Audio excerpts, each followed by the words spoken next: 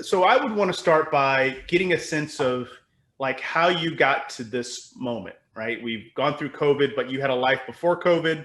You have a new and more, I think, more interesting life now after or during.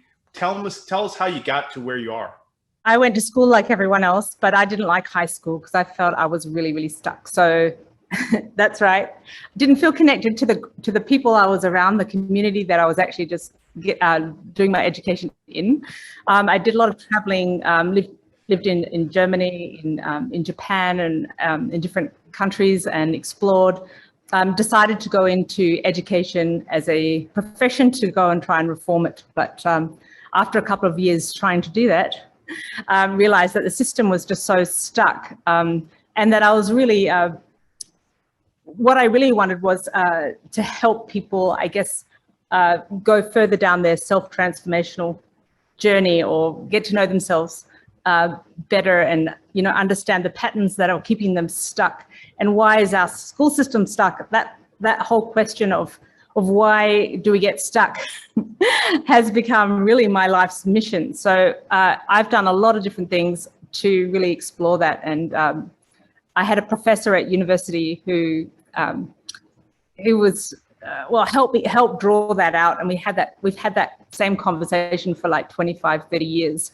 And it's always led me back into education and different thinkers, and very, very much Montessori rich as well, because she's really about creating environments to help children develop. And that is what I've been really interested in doing since my immersion in Montessori. How do we create environments where humans thrive? I did that in person at Workspace Education, which is like a giant makerspace for authentic creative self-expression. And during COVID, we struggled a little to keep the building going with what was obviously with the pandemic. And I used that opportunity to try and recreate exactly what was happening on the ground in a virtual environment. And as I've been doing that, I've been discovering more and more about what is possible. So I had a 12-year-old when I started Workspace Education, and he had a little bit of anxiety. And I put him back in school because I thought, well, he needs more kids, and he likes being online, and I wanted to get him off computer games. And I put him back in school, and he really started going backwards. Before that, we were homeschooling. And when he was going back to school, he started working for the teachers, not for himself. And he would have a lot of anxiety. He had a lot of anxiety in school, and he would, call me from the basement of the school, begging me to just park the car not too far away. And I'm like, I can't, this is not a great spot for him. I don't want to be parked down the road. So what kind of environment would you have to create so he could go into a space and create his best life, test his anxiety and get over what was manifesting? I think it's pretty common for young adolescents to manifest anxiety. And that is compounded by test anxiety and all sorts of things that are going on during that time with their bodies, their hormones. And I found this building, and I filled it with all different ways that humans express themselves. So that's artist studios. We had a science lab. We had a movement studio, a makerspace, sort of makery, like soldering and computer lab. We had a wood shop. We did cardboard manufacturing. We had a big performing arts center.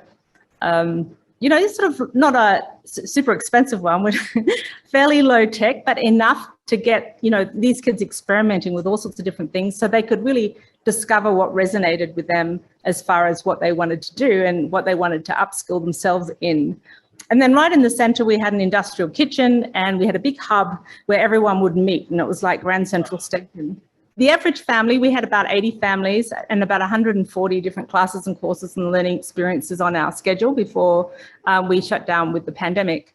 And most families, well, some would come every day, but most families wanted to be in our space about 2 to 3 days a week.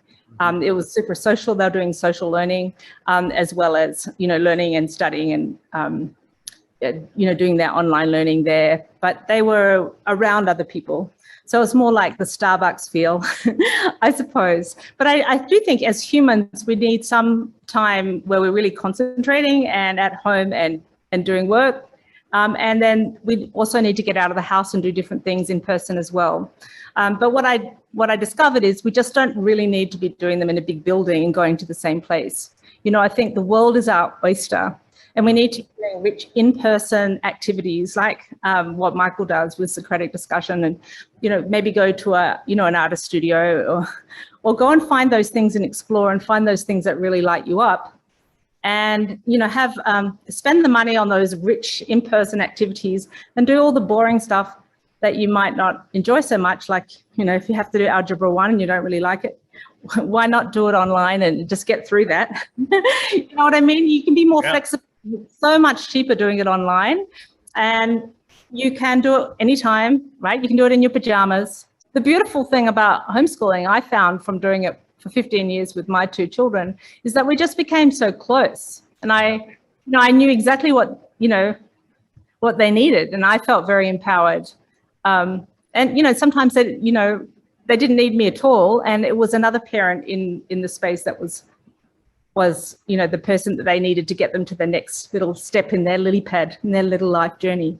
Yeah. So it's nice. It's nice to have these spaces where you meet and you have a melting pot of different ideas and different kids. So that's what I'm trying to create virtually right now in the Sky.